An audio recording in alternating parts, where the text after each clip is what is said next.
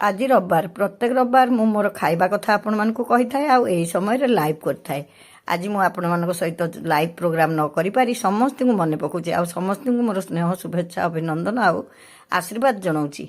हेले मु कोन भाबुछि कहिले मु घर खाइबा कथा न भाबी आमे बाहर केमती कोन खाउथुलु केमती सांग होई चलुथुलु सेई कथा सब मने पकोछि। सतरे मनिषर मन बड़ विचित्र। भगवान आमको गोटे विचित्र मन दे जन्म देइछंती किंतु आमे चाहिले आम मन को निश्चय आयतरे रखि परिबा। आम पाखरे जहा अछि आमे सेया को नै खुशी होबा ताहले हमर अनेक दुख कमी जीवो।